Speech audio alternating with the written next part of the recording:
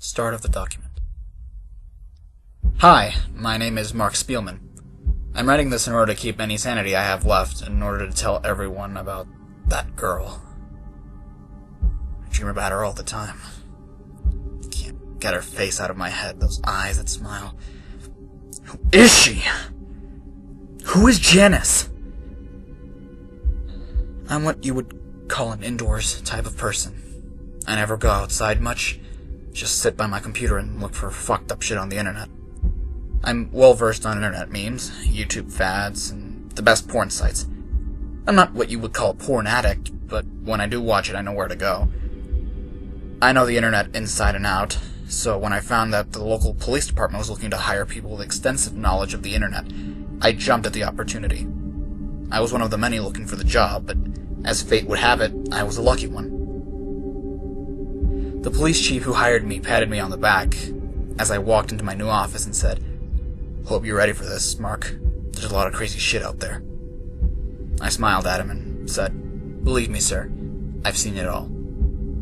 My job began with basic stuff, mostly just finding various websites that upload child pornography and taking them down, along with grabbing the users who were stupid enough to not use a proxy, and for the first few weeks it was very mundane work. But as time went on, things got more interesting. Some people were smart enough to hack into police databases and post different files of murder victims, confidential cases hidden from the public, etc. By my third month of work, I was dealing with everything from child pornography to extremely clever hackers. The pay could have been somewhat better, but I loved the work.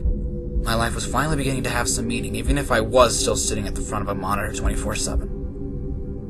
But one day, the life I was working so hard to build came crashing down.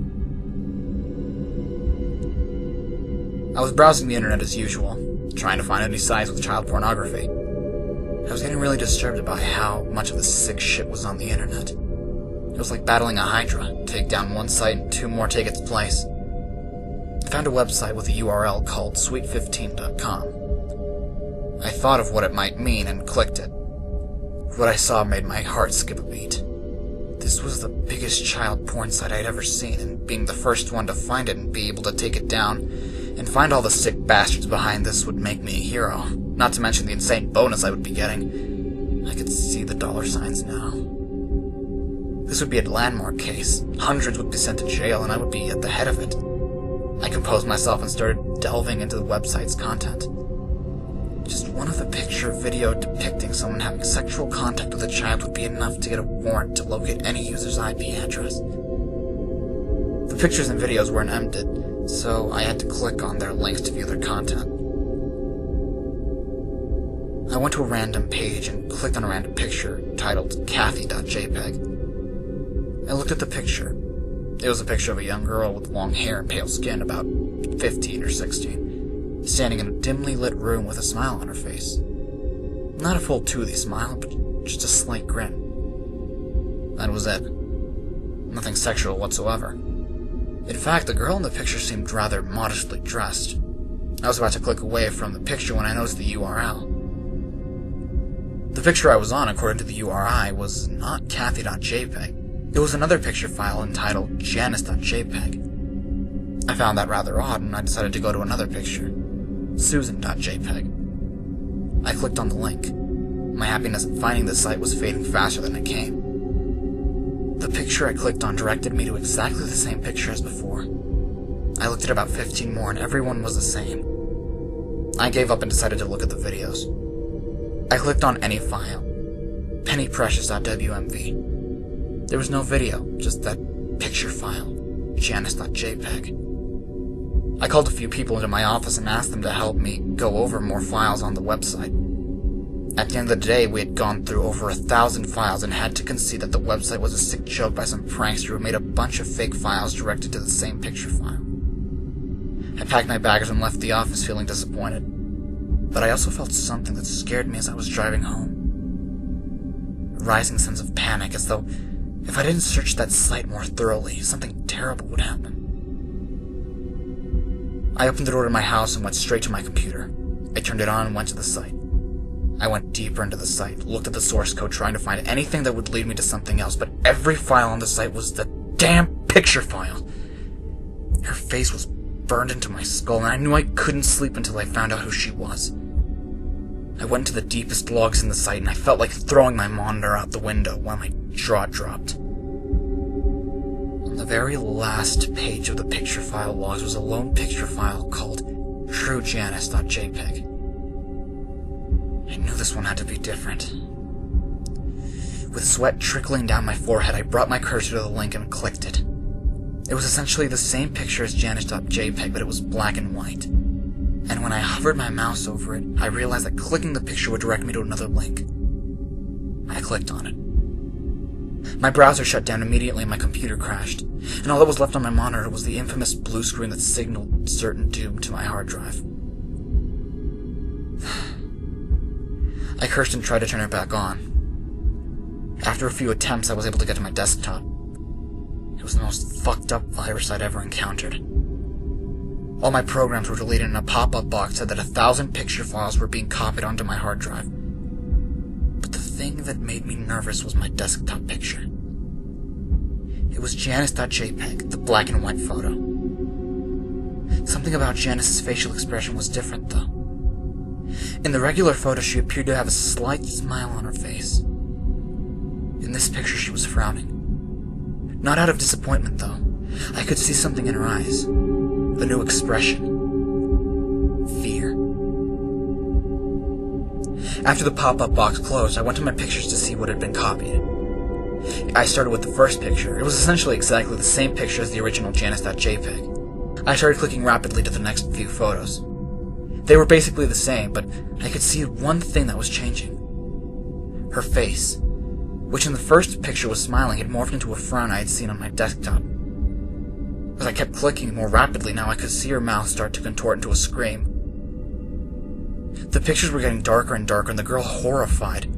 More and more, when around 100 pictures in, it faded to black. I clicked a few more times. Same black screen as before. After a few more clicks, however, there was another picture. A new one, this time. It was a picture of a bed and what appeared to be a bundle with a blanket resting on top of it. The scene was in a dark room with a few candles burning to light it up. I noticed in horror that there were red splotches on the wall behind the bed, which were what I knew had to be blood. I clicked to the next few pictures. There appeared to be a man walking into the frame. He grabbed the bundle on the bed and yanked the blanket from on top of it. My stomach lurched in fear as I saw the girl, tied to the bed with her stomach ripped open. I couldn't stop clicking to the next picture. I was clicking so rapidly that the pictures seemed to be playing in fluidity like a flip book. The man who had entered the picture was hunched over the girl now. I couldn't see what was going on. The picture faded to black again. I clicked a few more pictures, and the next thing I knew, I was staring at a picture of the man holding what appeared to be surgical tools, standing over the girl with fluorescent light shining above them. I watched in utter horror as the man plunged the tools into the girl's open stomach and started performing surgery on her. She was screaming in pain, and as I kept clicking, the man started yanking, tugging on the girl's insides. I threw up on the ground after watching him rip out her guts piece by piece. The scene was so bloody, the man had to go off screen and get a new frame for the camera. The pictures were so vivid, so detailed. I started crying as the man got up and walked away. His work was done. A few more pictures in, it faded to black. I noticed how many pictures I had gone through. I was on picture 999 out of 1,000. I clicked slowly now in dread of what might be waiting for me on the last picture. On picture 998, I saw a grainy photo of a young girl staring at me. Her eyes were blank, expressionless. I couldn't see much, so I went on to picture 999. I could then see what the picture was. I was face to face with Janice. Her face was covered in blood. Her eyes were wide open, but with an emptiness that I knew was death. I clicked on the last photo. All that was there was a black background with a large question mark in the center of the frame. Below it, in large white letters, was a simple question. A question that I swear would haunt me to this very day. was Janice. End of document. Official police report 19743-126. Hashtag. Officers found this document on Detective Mark Spielman's hard drive. We found this document stored on his computer along with what appears to be a note. All the note said was, "Who is Janice?" After going over the files on his computer, we found several documents pertaining as to who Janice may have been. From what we can gather, she was kidnapped from her family around 20 years ago. She was never found. Her parents vanished shortly after the kidnapping. Upon further investigation, officers found computer code embedded into the picture. From what we could gather, it was a scrambled bit of code that, when deciphered, linked to a video file. However, upon viewing the file, the investigating officers deleted it and refused to divulge what they had seen. Mark Spielman was never found, and the case has been since discontinued.